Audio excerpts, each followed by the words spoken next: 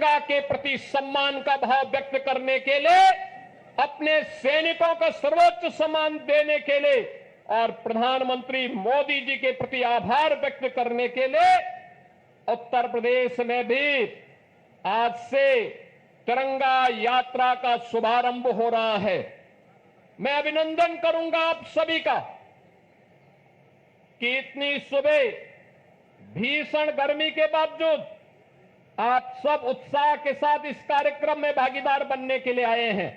आपकी उपस्थिति भारत के सेना के प्रतीक, भारत के प्रतीकों के प्रति सम्मान के अभिव्यक्ति का एक सुंदर उदाहरण है और यही धैर्य और यही समर्पण का भाव भारत के नागरिकों ने ऑपरेशन सिंदूर के तहत उत्साहित करते हुए देश के सरकार के प्रति और सैनिकों के प्रति यही भाव उस दौरान भी व्यक्त किया। बहन और भाइयों, प्रधानमंत्री मोदी जी का पहले दिन से ही संकल्प रहा है, वह संकल्प रहा है कि हम सब अब जब नए और विकसित भारत की बात करते हैं तो हमारा ध्येय होना चाहिए कि विकसित भारत की परिकल्पना को साकार करने के लिए आवश्यक है कि हम राष्ट्र प्रथम के भाव के साथ कार्य करें। राष्ट्र प्रथम का भाव जब 140 करोड़ भारतवासियों के मन में आएगा, उसकी प्राथमिकता होगी अपने अपने क्षेत्र में उन कर्तव्यों का निर्वहन करने के लिए। जब 140 करोड़ का भारतवासी एकजुट होकर के लगेगा, याद करना, दुनिया की कोई ताकत फिर भारत की ताकत के सामने टिक नहीं पाएगी। और प्रधानमंत्री मोदी जी ने देश की आजादी के अमृत महोत्सव वर्ष में भी यही संकल्प भारतवासियों को कराया था और आज उसी संकल्प को दोहराने के लिए हम इस संकल्प यात्री तिरंगा यात्रा में सभी शामिल हो रहे हैं।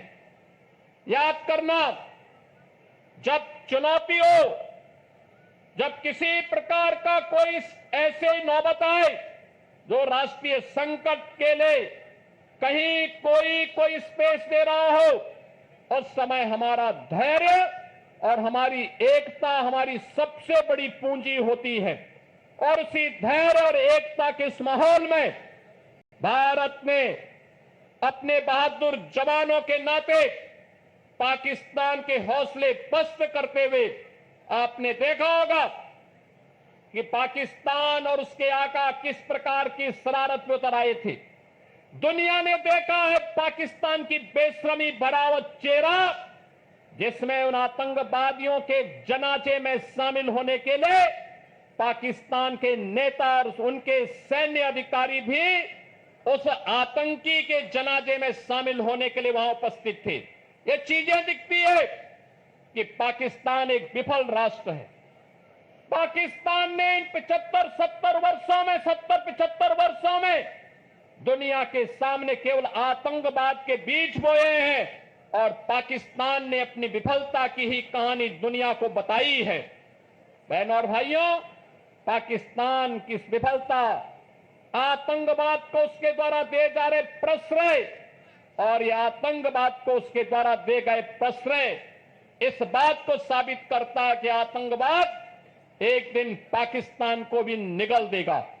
पूरी तरह खोखला हो चुका पाकिस्तान आज जिस प्रकार की हिमाकत कर रहा है, जिस प्रकार का दुस्साहस कर रहा है, ऑपरेशन सिंदूर उसका जवाब था।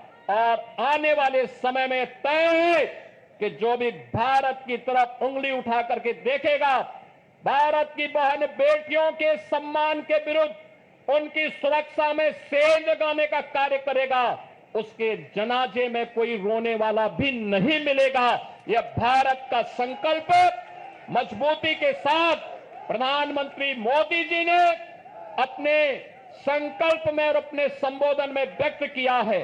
हम आभारी हैं प्रधानमंत्री मोदी जी के, जिन्होंने देश के अंदर पूरे देश को तो एकजुट रखा ही, साथ साथ कल स्वयं पंजाब के आदमपुर में जाकर के बहादुर जवानों के हौसले को भी बढ़ाने का काम किया है।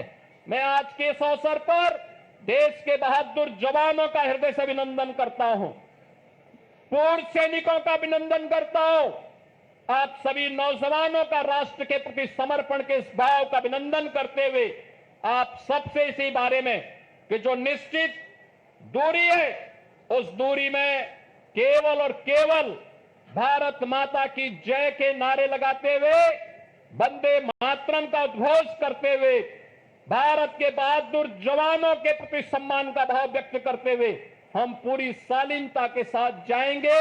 इस विश्वास के साथ मैं एक बार फिर से आप सभी का हृदय से स्वागत करते हुए इस पूरे कार्यक्रम के माध्यम से उत्तर प्रदेश वासियों की भावनाओं को भारतीय सेना को समर्पित करते हुए अपनी वाणी को विराम देता हूं। धन्यवाद। जय हिंद। मेरे साथ बोलेंगे भारत माता की जय, भारत माता की जय, भारत माता की जय, वंदे मातरम, वंदे मातरम, वंदे। मातरम। धन्यवाद माननीय मुख्यमंत्री जी।